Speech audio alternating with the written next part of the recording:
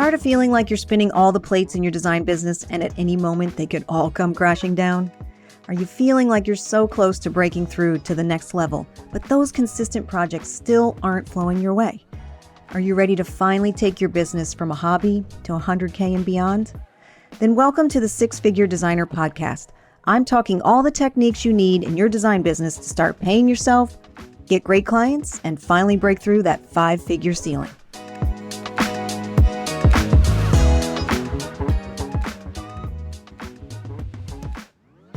So, hey everyone, thanks so much for joining for me another episode of the Six Figure Designer Podcast. I'm really excited because today I've brought in some amazing women guests that are going to talk to us about this burning question that I keep hearing from designers is how do we work with contractors, with remodelers, like what's going on in their minds? What do they need from us? What do we need from them? And I think this is going to become an ongoing, discussion because it seems to be a pretty hot topic. So I want to welcome to the program Camila and Amber Bosers. They are from Kohlerhaus Remodeling Company, which is a women-owned and operated general contracting and residential remodeling company serving the Tampa, Florida area, which I'm so excited. Loves to see women in construction. This is awesome. And they've been doing that for over 10 years. They've recently been nominated as one of the top women-led businesses in the state, and they specialize in six-figure renovation projects in high-end condominiums and upscale single-family homes. They are on a mission, and we love this, I love this, they're on a mission to raise the standard of residential remodeling for their clients, their team, their vendors, their subs, and the construction industry as a whole, which includes us as designers as well. And they feel every homeowner deserves a premium experience from their general contractor. So welcome Camila and Amber to the show. Thank you so much, Pam. It's so fun to be here. Yeah, and I'm so excited to have you guys here because we've been talking over the last week just about this crucial relationship between designers and builders and how it really needs some work, right? We need to do better. And I think that the thing that I love about you guys is that you're really committed to making that relationship better, to understand the needs of the designers that you're working with, and also what you as builders and remodelers bring to the table, and then creating a better experience for your clients. Let's just talk a little bit about that philosophy that you have as a company at Kohlerhaus.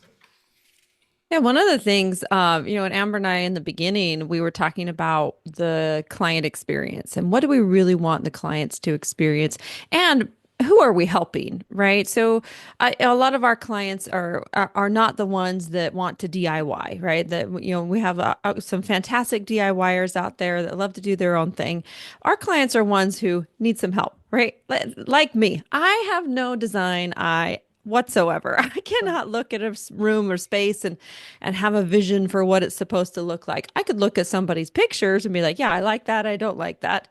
But we were trying to think about, okay, what's the best experience for our clients? And really, we wanted to offer a white glove, like right there, right next to you, helping you out every step of the way so that it didn't become overwhelming. Because if anyone has remodeled their kitchen, it can be super overwhelming because there's so many decisions that you have to make.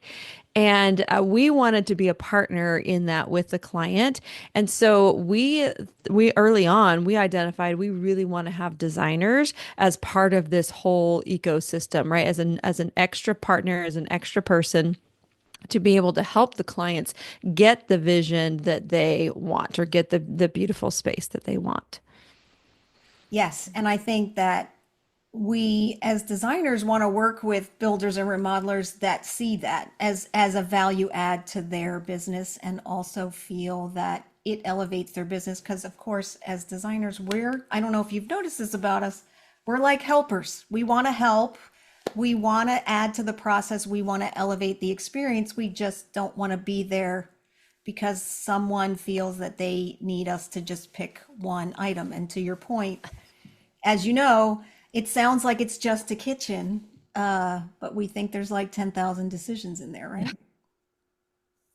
Yes. And I'm assuming that the reason that you want to work with designers, and maybe you can speak to this a little more succinctly from your own perspective, is not only the experience for the client, but just taking off the worries and managing those details, which can also detract from the experience, right?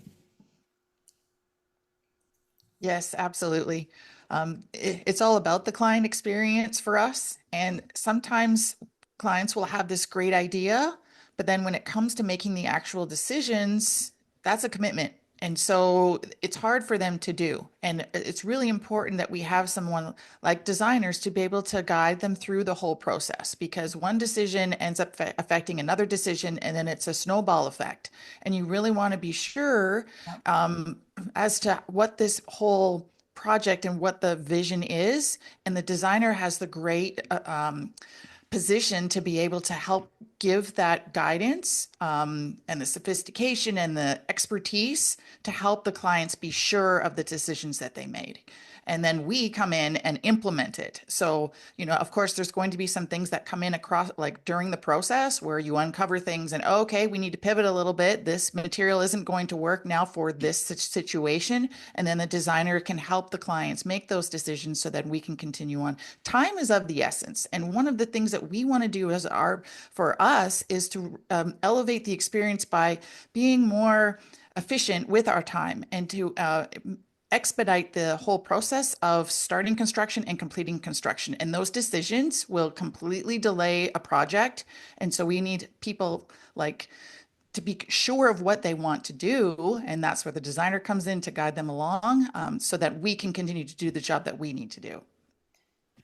Yes, and I think that you said something so telling because we talk about this all the time is that one decision is not just one decision in a vacuum, but it snowballs into so many other areas and makes one decision can change five other decisions down the line. So I think working together with a designer and a builder together, this is when we can effectively, kind of give the pros and cons to decisions, certain decisions for clients, not only from maybe an aesthetic standpoint or an implementation standpoint, but also a budget standpoint, right? Right. Yes. So Right. these are all things. Take notes, everyone that's listening. These are the values and the transformations and what you're really bringing to the table when you're working with a quality builder and you're helping create a better experience for clients moving forward.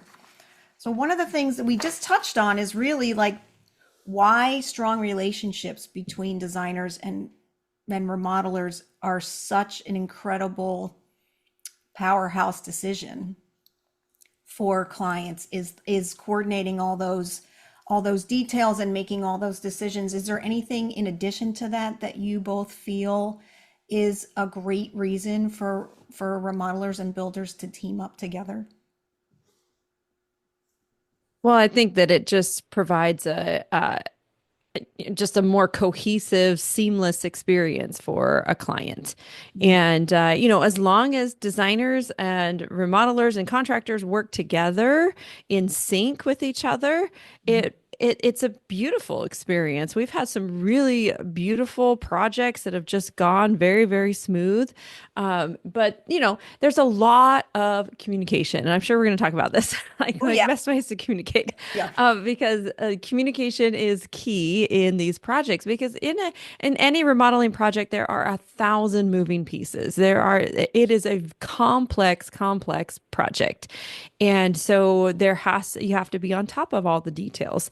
And we really rely on our designer partners to help us with all of those details, down to the little what handles, what's the hardware that's going to go on the vanity in the new primary bathroom that we're constructing. And when will that arrive on site so that we can coordinate our people to be there in order to install those little handles? What's the light fixture you chose? Okay, is that going to work in the space, right? I mean, it's beautiful. It might be a beautiful light fixture, but it also has to be functional. And so we had an issue the other day where someone wanted a dimmer, but they wanted LED bulbs. Well, dimmers and LED bulbs don't exactly play nicely with each other because dimmers make LED bulbs flash and flicker, and that's not a great thing either. And so there's a lot of like things that have to be discussed and planned, and we work together. So that's why we call our designers designer partners, because they are absolutely 100% partners with us in these projects that we're doing. Yeah, and I think that we're definitely preaching to the choir here because we, as designers feel that great contracting partners are key. And one of the things that we're going to be diving into today, which I know is everyone's, burning question is one, how do we find and work with great builder partners? That's the first question. And then we're going to move into what happens now once we've been partnered with a builder or a remodeler, and we're trying to navigate that relationship the best way possible. Maybe we did not know that person ahead of time. So the first thing we're going to talk about is how do we find great people like you guys that like designers, that want to work with designers. So what when a designer approaches you in your business, what is something that makes them stand out, that makes you want to engage with them or set a meeting with them? What's the first thing that kind of catches your eye? There's a few things. We really value the one-to-one connection with designers. So after a like email conversation and then phone conversation, we schedule a time to meet and then we have lunch. I want to meet the designer. I want to hear about them. I want to see them in person because then you can determine like an energy cohesiveness. You can get a better understanding of who the person is based on the personal connection that you build. And then it's communication. It's sharing in the common values, how we operate and how they operate to see if their systems and expertise mesh with the level of client that we have and the kind of quality of products, or not products, but the projects that we do.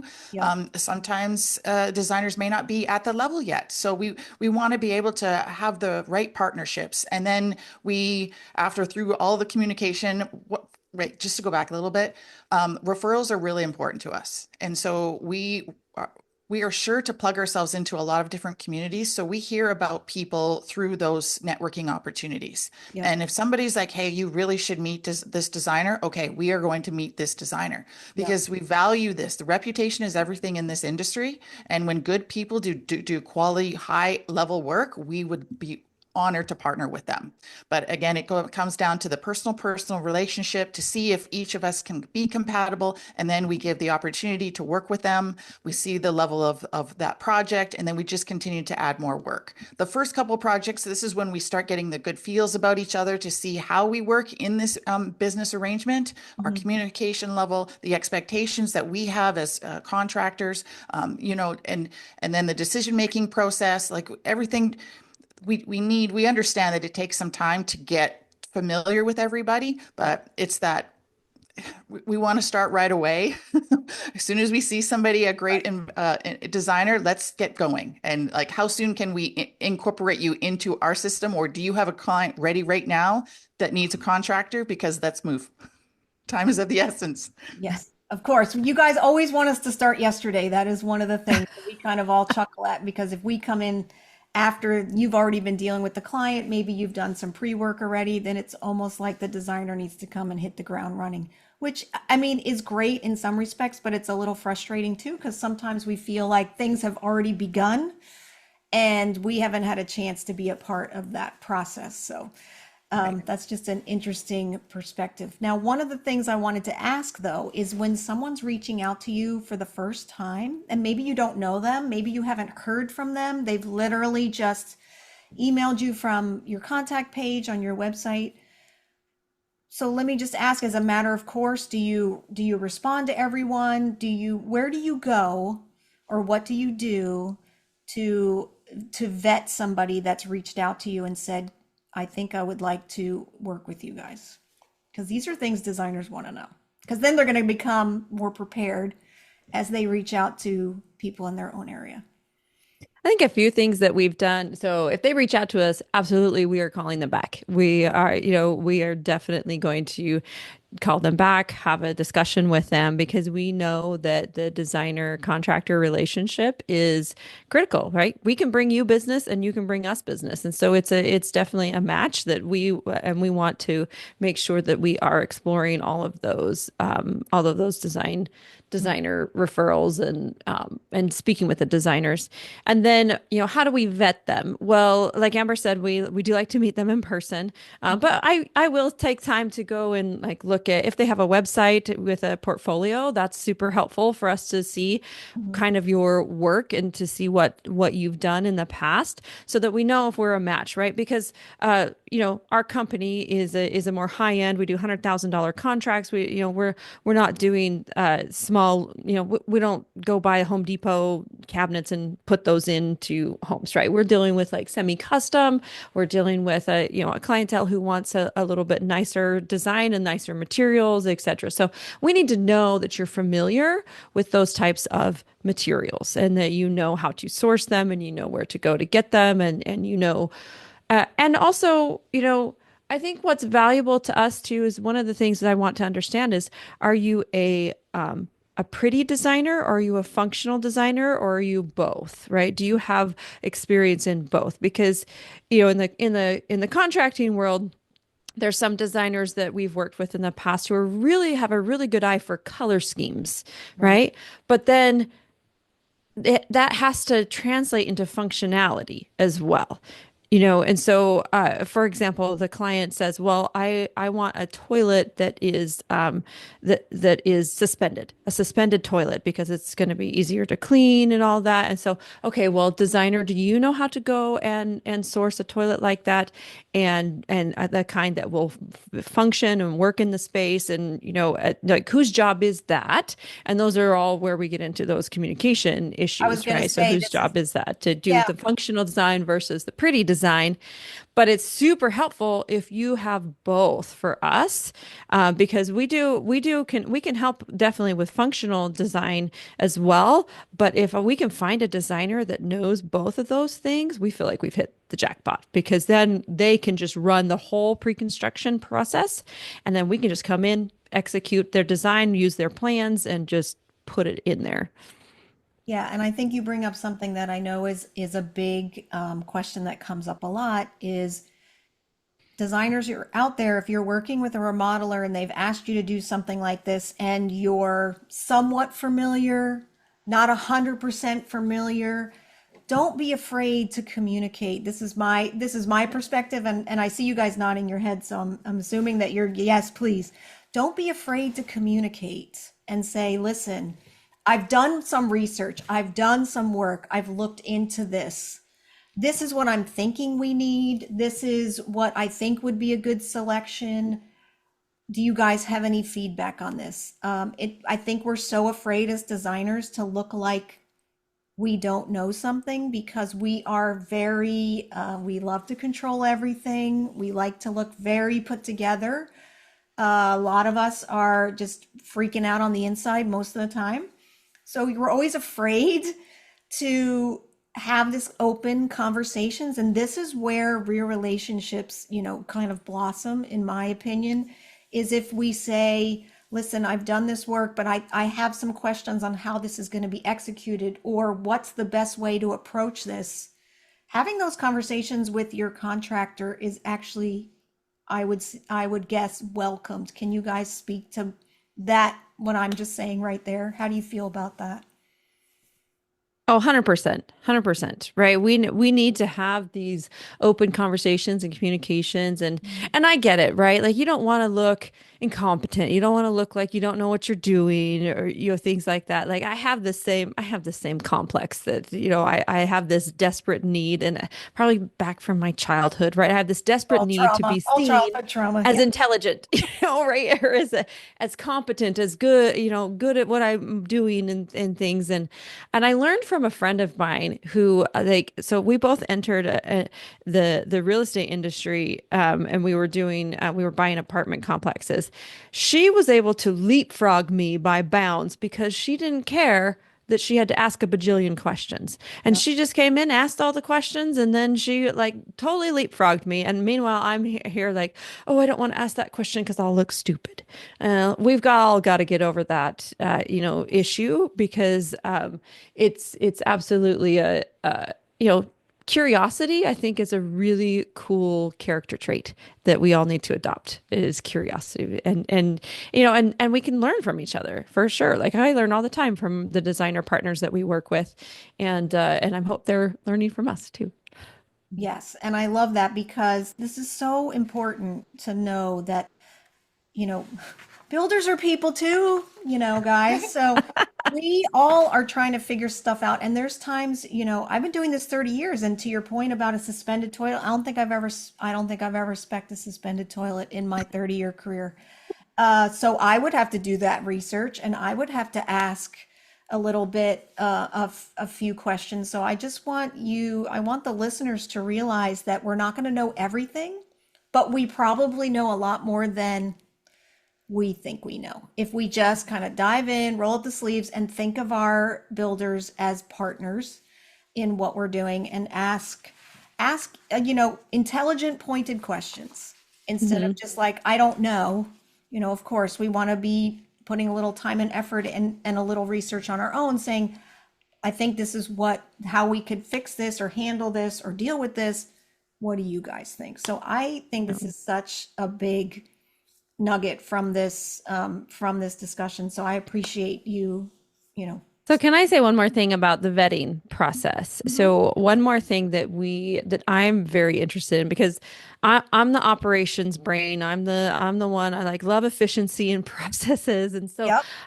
the other thing I want to vet and really understand is your process. Because one of the pain points that we have as a contractor is we work really hard to go out and land a client, right? It takes a lot of effort, a lot of work on our part for the sales team. We do a full estimate. We put together all the numbers. We understand. We try and get the scope of the project. We take pictures, video. Like it's a lot of work to land a client. Once we land a client, that client pays a 10% deposit to hold their spot so that they can get a spot to get the remodel done. Then the next phase of the project is the material selection phase. And this is when we get our designer partners involved. Mhm. Well, one of the pain points that we have is after a client pays money, Yep. they don't want to wait 6 months per se to start their project, right? In a client's mind, they want to start their project right away. Because they're And so excited. this is right like yesterday, like okay, I'm ready to go. Yes, I mean they sign the contract, they pay the money like let's go. Well, one of the things that we are struggling a little bit with is this material selection process because it can drag on for months and months and months. And often we'll hear, "Oh, well, the ball is in the client's court." And well, I sent this email to the client. They're supposed to pick these things and they haven't picked them yet. And I think as a contractor, I think I want to work with designer partners who have the same philosophy as we do, that the ball is always in our court Mhm. because we need to be the ones who are guiding clients through this process because Yep. there's a bajillion decisions to make, right? Our brains want to procrastinate that. We don't want to think about it. There's a lot of stuff going on. And really like I think about myself, if I was to go through this process and it dragged on for months and months and months, even if I'm the one who dragged it on, even if it's the client who drags it on, who does not go select their appliances and takes, weeks and weeks and weeks to do that, Right. suddenly they'll look back and be like, I signed my deposit, I paid you guys money 5 months ago and still nothing has Nothing's happened. happened. Yes. Why has nothing happened, right? Nothing's And now happened. we're in trouble Yeah. because nothing has happened. And so it's something that I really need, like I need super proactive designers Yeah. who are calling clients every other day. meeting them where they need to be, helping them, like really guiding them, and almost, I would even say, pushing them through this process, because everybody wants the end goal, right? So how can we get the client to the end goal as efficiently as possible, and in having a great experience? Because clients will procrastinate. They will, and then they'll blame us for not Right. having their project started. I gave you money months ago. And so that's one of the pain points that we have. So I'm really interested with designer partners to understand, what is your process? Yep. How good are you at helping clients make those decisions? Well, I can speak at least from my own perspective as a designer, and I think that this is really important because this has happened to me a couple times, and I know that this is also a struggle for designers as well. Is that, and I don't know if you guys do this, but at the beginning of a project, when the client has given you money and now a designer has been engaged or selected, if there's a kickoff meeting with you and the designer and creating the overall timeline and schedule for the project, including critical dates that certain selections need to be made, that really helps us Mm, have some kind of, basically ammunition to tell the client, if we don't make these selections by this date, this affects the end date, which of course is going to probably cost you more money or whatever. So a lot of times clients are not the best project managers because they don't need to be. And designers can only ask so many times. We do get pushed off from clients a lot as well. But I think it's really helpful to say, we had May 16th on the calendar to make your selections for all the tile in the bathrooms, and we are in jeopardy of missing that deadline. If we miss that deadline, here's the consequence to missing that deadline, which gives them a lot more urgency. And it mhm. also really helps the designer. I've had this happen many times where we've as designers, we've talked about this. They're like, I know the order of things that need to be selected, but I'm not sure when the critical date of that is. I know when the project's supposed to be done, but I think getting together with your partners and saying, here's some critical dates that we need, because in a perfect world, yes, would we want to have every selection made for the entire renovation all at one time? Sure, that would be amazing. I personally find that a little bit challenging. Whereas if I know I need to have plumbing and tile selected by this time, that chunks it out enough for me, then I can help a client do that by that date. It's not to say that there might be other things in the works as well. However, I know that we've got to push them to meet that hard deadline, and that also gives the client some structure in terms of when things need to be selected by.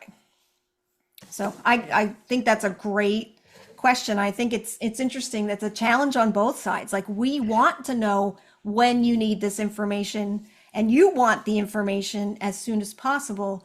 Now we need to get together and say specifically what are those dates that are crucial for us to stay on track for this 4 month, 6 month, 12-month renovation, right?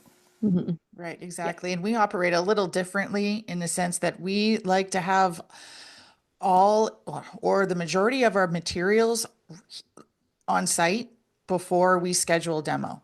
Hmm. And so that's an important component that makes us unique. So our clients aren't sitting in a demolition zone for 4 months because they're waiting for their tile that has been back ordered. Hmm. So we do a lot in our pre-construction phase in order to ensure that our or our construction phase runs as smoothly as possible. Now, of course, there are certain things, as you mentioned, where there's time phrases like time. Um, I'm blanking right now, so That's just okay. I'm one going to of those just hop sections. on what you say there, because I think I think it's a great point to make clear, and designers, as you're talking to remodelers and builders in your area, asking them this question: what's your philosophy in terms of having materials on site before we do any kind of renovation? This is a great piece of information for us to know, because not all builders work that way. So as you're vetting design partners in your area, Amber, I would be bringing this up as well, as this is part of not only our philosophy of a great client experience, but this is how we work. And maybe you already talk about this, but this is how we work. We want to have all these materials on site secured and knowing that we have everything so that once we start demo, we can just take it and run, that we can go. And I think that that's a really excellent point to bring up as we're talking to builders in our areas, to ask them what's their philosophy in terms of how a project runs. I have a builder in my area that literally can't, like, as soon as a contract's signed, he's got demo guys there the next day. We don't even know what we're doing. Oh We have boy. no idea. So I'm already like hitting the ground running and panicking because I'm sitting there going, well, okay. So there's different philosophies from different builders, and I think that it's really important. And if there's builders listening out there, to please let your designer partners know how you run projects, because this really helps us understand a lot about how to make this relationship more fruitful moving forward, and whether or not we can, because, whether or not we can meet those requirements that that builder has. Right. Exactly. I mean, we've had materials that have arrived. We will unpackage them and they're broken. So then it's okay, we need to get new products coming in to replace the broken ones. But because we did it at such a strategic time, we're not actually holding up the project yet because we haven't started demo. So it Yes. does have some upsides, but I understand that it does add more pressure Yeah. to make sure that these decisions are all checked Well, and I also right. think that, when you're talking to your designers and talking to them about a project that you're working on, you can, give them your thoughts on how long you want them to take to create selections. And then the designer's going to have their own thoughts as well, because they know, maybe they know some other details from their end in terms of how long these selections can take. So to your point in earlier about some of the frustrations with this is, how long is this selection process going to take? We have it on our schedule to take 2 months, and maybe the designer says it's going to take me 4 months. You guys have to come before any pen to paper happens, right? Or before any work begins, and somebody's trying to schedule tradespeople. Is, what can we agree on here? Where can this deadline sit so that we're both comfortable? Right. Yeah, I And think these are and really important in terms of making these relationships a lot more fruitful. It's really hard to nail these details down. And a lot of times we don't. Everyone's so excited about having the project and moving it forward for the client, right? Because the client's like, I've made that decision, I've given you money, I'm now excited, let's go. I want to see somebody there tomorrow, or else nothing's happening in their minds, right? They don't think anything's happening. yeah, We just have to be, I think, that communication yes. between the two of us has to be just more upfront and open in terms of our own expectations. Do you guys Mhm. agree with that? Yeah, 100%, 100%. And in terms of like client communication, one of the things that we do is we send out, I ask my team to send out a Friday update. So every Friday, there's an update that goes to the client about what was done last week, what's coming up this next week, what decisions we need the client to make, and then also describing what we're doing in the background that they maybe don't see, so that there is a paper trail. Because I think, we implemented this just a few months ago, actually, because we were struggling with this piece where the client was just like, oh, nothing's happening, nothing's happening. But we need to help them see that things are happening. And then things, just get lost in texts and phone calls and voicemails, all of that.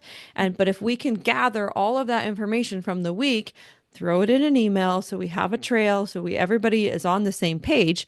Because you'd have a conversation with a client on a Wednesday, and then they forget or they don't remember. Like Right. if it's not written down, it's Yeah. really difficult to follow. And so that's one of the things that we implemented. And so with our designer partners, when we're in that pre-construction phase of the project, it's absolutely a communication with our designer partners. And one designer partner that we have, she already had this process in her own business that every Friday she sends out an update. I said, great. Okay, what we'll do is we will send our update to you you can just copy and paste our update, add it to your update. So then there's just one point of contact that's going to the client. The client's not receiving two different communications per Mhm. se. It's just one. And so whoever, I think a lot of it is whoever brought the relationship, brought the client, right? So if we went out and found the client and we brought in a designer, Kohlerhaus is going to be the main point of communication with the client and sending out those updates. But if the designer, if it's a designer's client, that they then called Kohlerhaus to say, "Hey, I need you to help us, do the actual renovation," then we're going to allow the designer to be to run point on that communication, and we will be kind of secondary, but with the communication with the client. So again, this is great. Another great point. As you guys are in general vetting partners to work with, and in that kickoff meeting, establishing who's going to be creating the weekly update to the client, who's going to be responsible for that. That's one thing that we do as well in our business, the Friday updates, and I think that's a great sort of finer point to clarify in the beginning of your relationship. Is at what point does the even if Kohlerhaus brought the client to the designer, at what point does the communication flip? Because at some point it will get more decorative, right? And you Yes. guys will be less involved in that. So again, figuring out who's the initial point of contact, what's that communication cadence going to be, and then moving forward, at what point does it flip and changes maybe to another person? So I think and you talked about this earlier, Camilla, was just communication. And I always say that, to me, communication is the luxury service. Like, people just want to know. I always try to give my clients an answer before they ask what's going on. And so when I'm able to do that, I feel like I'm being very over communicative, providing them information before they have to ask. And I think that you had alluded to this earlier, that communication is so incredibly important. So tell me a little bit about what you find very successful with your design partners. What kind of communication is really something that you guys are looking to see in general? What kind of things do you want to have communicated? How? What's the mode of communication? Personally, I hate getting text messages. It could be my age, but I don't like it. Like, especially for projects, we have like a texting policy, which, sometimes is ignored anyway. But, having all those details captured in one place, what kind of communication or cadence of communication is really outstanding to you both as you're working with your design partners? Well, at a minimum weekly, right? So I want to hear from my design partners weekly. I don't want to have to be wondering what's going on with this client and their material selection. Where are they at? Yep. And I find myself wondering that often with with some of my designer partners. Okay. And I am constantly having to reach out. Hey, where's information? What's going on? When's the next meeting? Things like that. So I would really appreciate a much more proactive approach from my designer partners in that, hey, quick update on what's going on here. I mean, even just copy me on the updates you send the clients every Friday. That's all I need, honestly. All I need is just a copy on that update. But I want to know when you're going out there next, right? So when the next design session is at the client's home, or maybe maybe you're taking them to a tile shop or something like that. I Mhm. want to know those dates.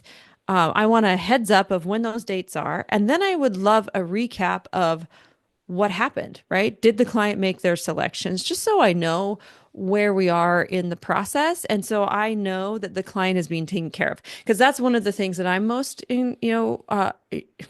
anal about, is like, I want to make sure the client is being taken care of and that we are being very proactive. Again, the ball is always in our court.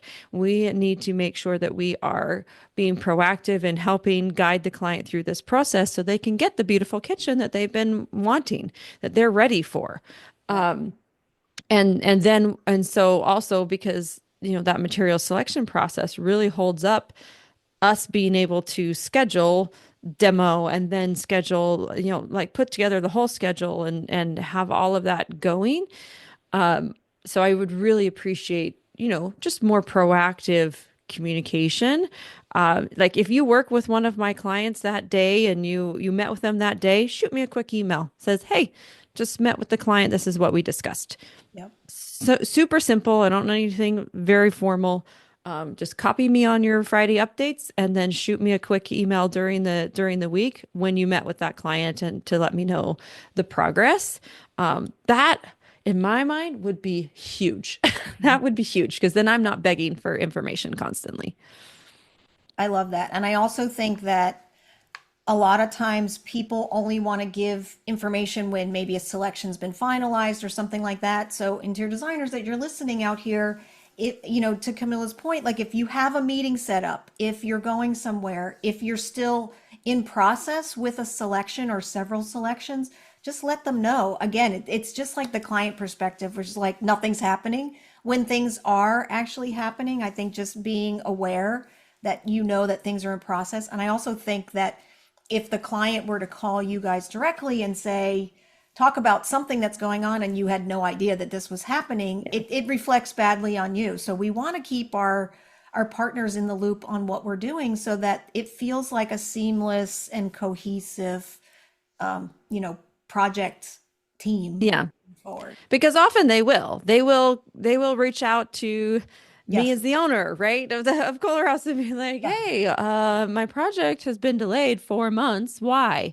And I'm like, oh boy, what's happening? And Now I I have got to to go go back and backtrack figure and out. Yeah. find information. But the other thing, like, so for your designer listeners, one, like we talked about this, like critical deadlines, critical dates to get the decisions. I know that's not always on you. I know you can't control a client making the decision, and you may be feeling that, oh man, I don't want to tell my contractor that I missed the deadline, or things like that. But guess what? We can help you with that. We can Yes. absolutely help, right? We can be the one that comes in and says, "Hey, client, these were your deadlines to hit these materials, and oops, looks like you didn't hit those material deadlines. Yep. Therefore, we have to push you back, in the schedule another month." And then just reiterate the importance of making those decisions so that they can get to the vision. Like we just have to constantly remind the client, hey, you want this. We're here to help you get what you want. And these are the You have things a we role need in you to it. do. Yes. Right. So we could absolutely help you as the designer, help get clients pushed along. Yes, I call that good peer pressure. So Yes. remember that. And again, instead of being an island, and maybe being afraid to communicate that something didn't get done or that you're not fully understanding how something's going to get executed, contact your remodelers, contact your builders, ask them, become that kind of partner. Because I think when that communication comes through, it also shows that you care what Hmm. the ultimate result is and that you're trying to make it the best experience. I can't tell you how many times I've called people that I've worked with and I'm like, I think this thing can be done in this way, and is this the best way to execute it? And then they will come in with their expertise saying, well, I see where you're going with this. I see where you want what you want this to look like, but I would execute it in this way because of these reasons. And again, this just cements that relationship, I think, so much more is when you're willing to have a lot more conversations with your Yes. vendor partners about this. So I think there's a It's lot of great things coming up from this. And I want to ask you guys, can you recount a situation that you've had or that you currently have where it's an incredible relationship with a designer and you wish you could clone that situation? Like, what does that look like? Or if you've not had that situation, if you could create that perfect scenario, what would that vendor relationship look like with a designer? That's a great question. And it may I be know evolving, so that's just okay too. it is absolutely evolving. I'm looking at this perspective as that there's strength in numbers and we are doing this together as a team. And how can we help benefit our client to the best of all of our like capabilities? Mhm. And something that we think would be fascinating and amazing, and there's some designers that do this, is they actually spend, several hours with the client on a particular day, and they go through all of the checklists as to the main decisions that need to be made, and they're done in one day. Mhm. And not all of them, but the majority of them. And so that's a huge benefit because the heavy lifting has now been done because of this process and this experience. And Mhm. it's a one-on-one. The client knows, hey, to schedule half a day that they're going to be spending with the designer to make these decisions. They're in the mindset, okay, they need to make decisions. There's no fence sitting on this. Yep. And that's a huge benefit for us that all of these things have been able to be taken care of in one day. I Good. don't know if this is totally realistic for everybody, but it definitely helps keep the experience smooth. And then our timeline gets to be aligned with how we want to deliver our product because, okay, huge responsibility. All these things are done. A Mhm. major component has now been completed, and we can move on to the next thing. Yeah, I mean, That's just one component. But I think it's obviously depending on the complexity of the project, whether some yes, kind of selections can be made in 4 hours. It just kind of depends on how many rooms are involved and all of that. But correct. to your point, I think that, and clients want this too, if you're listening, is they want us to lead them. They want us to be the expert. They want us to guide them and also help them make a decision based on the pros and cons of that decision. So, for instance, if you made a selection or if the client pulls out some tile selection that they absolutely love, but maybe it's marble and it's inappropriate in their shower because we have hard water or something like that, you need to be able to say to them, we can do this, but here's the trade-off. Long term, this is going to be a maintenance issue, or it looks beautiful now, but, and you may also then guide them to a porcelain product that's very similar or something like that. But you have to, designers, I know you guys don't want to say no to clients, or you want to tell them that what they're showing you is an inappropriate material, but that's what they're paying us for. And you can do all of that in a very nice way, but you still need to guide them to the decisions. And I think that having agendas or checklists of what you want to accomplish that day, which Amber brought up, which I think is an incredible tool that we should be using more often, that will help everyone stay on track so you don't get too far off the rails. And a lot of times we have to keep clients on track because they get distracted, they see things, other things they like, they want to talk about other rooms that they're excited about, and so we need to be guiding them through the process. So let me ask you guys a question. When you get selections from designers, because this is the next step in the process, what are you finding the best format that you want us to submit this to you? Is it an Excel sheet? Do you have a program that you want us to put this into? Do you want it by vendor? Do you want it by room? What are you guys wanting to get all this information from us? How's the best way to do it? Do you just want it all on the plans and not in a separate sheet? I'd be curious to know what works best from your perspective.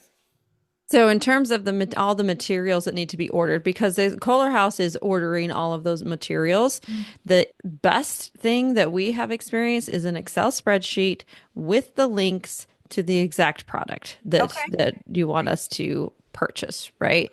Now, we do have like preferred vendors, and we'll work with designers to let them know that, we want you to go over here to this tile shop or what, or things like that. We don't really want to. And we have like preferred cabinet, vendors as well that we'll bring in. But, in terms of like all of the more minor selections. So the major selections like cabinets, countertops, and flooring and tile, we have preferred vendors that we want our designers to work with. But then all of the other selections like light fixtures, maybe a backsplash tile or the handles on the knobs or all the plumbing fixtures. There's a lot of plumbing fixtures, all of that we would love to have in an Excel sheet so that we can just go in and order that. that. Now, sometimes we ask the client to order those things as well. And so it, just kind of depends. An Excel sheet is critical for us, but so are plans, right? So like renderings is we do want to have renderings from designers that shows the elevations and shows the pictures. And actual renderings that show exactly where it's going to be placed and what the measurements are, all of that, so we can frame appropriately to, for the new shower that's going in. We do need those kinds of things as well.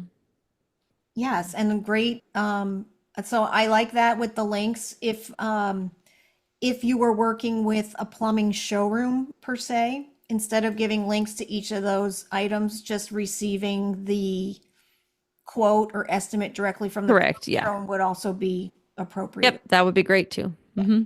Okay. And then one thing I wanted to know is, tell us so we've made selections, we've got them in the sheet.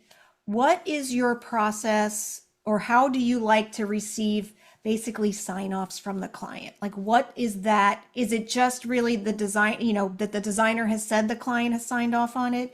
Is it some kind of document that you require? Can you tell us a little bit about what you would prefer from an approval process from a client? Because ultimately, your contract is with the client. Yes, yeah. So we would prefer an actual sign off from the client. So on the sheet, I word of mouth is great. A signature is better, right? So We know we love that. But then so I'm going to ask you a question, because I love that idea that the sign off is great. But as you have a running list of items on this Excel spreadsheet, because it's going to be more than just the items they're signing off on, and things are still in flux, would you recommend that they sign off on certain line items as they're approved? How would the best procedure be for that? well, like Amber was saying, what we prefer is that all selections are made before we demo. And Okay, so I don't think we would need a running list. We would prefer to just have it all the in one at list. once. Gotcha. Right.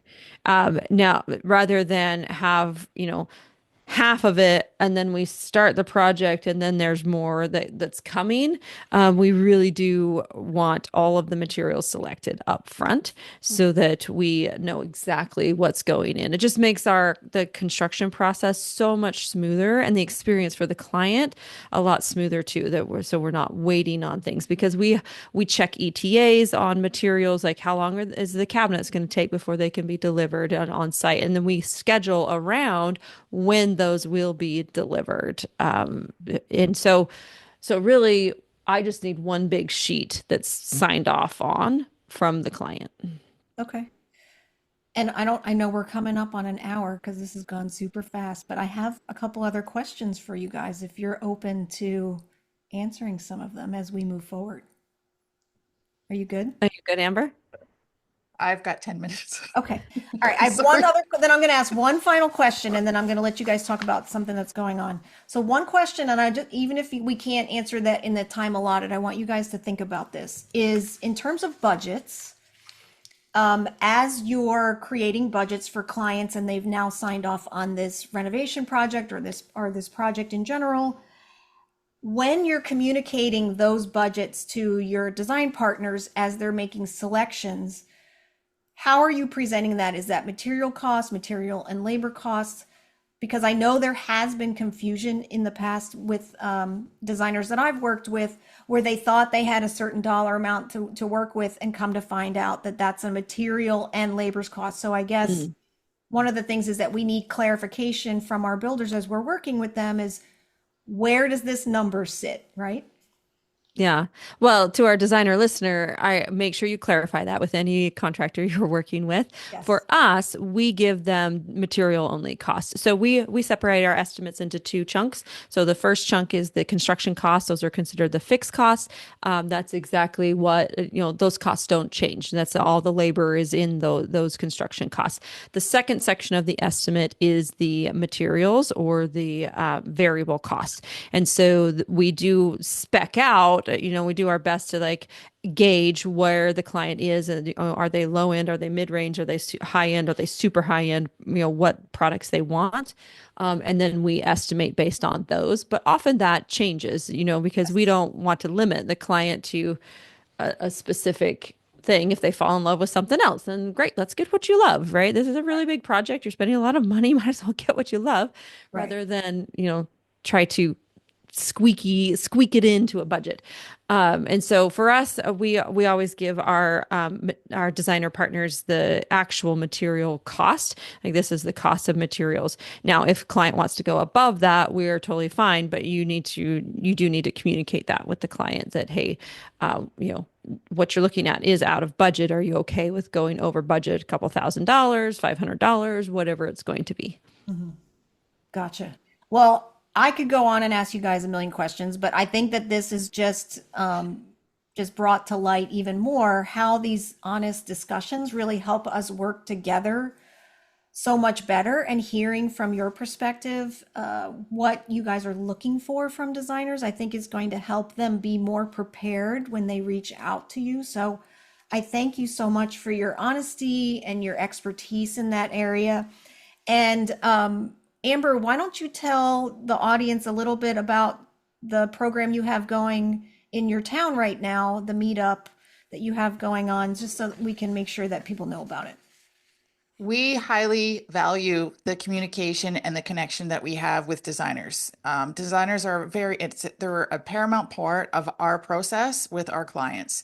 And so this timing is perfect because we are creating a monthly meetup to be an opportunity to connect and collaborate with other designers and also connect other remodeling vendors together so that we can strengthen our community and we can meet the needs of whatever each industry has together. And so we'll be starting the Tampa Remodeling and Design Collective. Ooh, nice. We're going to be having a monthly meeting. We're still working on the logistics of the location, but keep us in mind, watch for our announcements for our meetups, and it'll be a great opportunity, probably over a luncheon, an hour and a half. We'll have a speaker come in just to speak on a topic or just share something that is industry specific, and so that we can together improve the standards across the board and also build these relationships that are so vitally important for what we do. Yeah, and I'm so excited that you're doing that in your community, and I think that's going to be a really incredible set of meetings once you get that on the calendar. So I want to thank you guys so much for being here today. If you're listening, we're going to continue this discussion with builders and also bring in realtors as well in the Naples experience that's happening June 4th through 6th. So if you're interested in coming into Naples and hanging out with us for a couple days, go ahead and check out the information in the show notes. I'm also going to leave Kohlerhaus's website in the show notes as well. So if you want to go ahead and check them out and stay in the loop if you're in the Tampa area so that you can go to their upcoming meetups, would love to connect you guys to them. And Camilla and Amber, thank you so much again for just really being helpful and open and honest as we talk through all of these challenges that we have, but in creating a better experience for our clients and a better vendor partner relationship and a stronger one moving forward. Mhm. Yeah, and I think just final thoughts is that we're on the same team, right? Yes. It's not contractors versus designers. It's contractors and designers versus the problem. So whatever problem arises, same team, let's fix the problem. And I think if we all just come in with that mindset, then working together just becomes, a really great experience. Yes. So on that note, thanks so much for listening, you guys. We'll see you soon. Thank you.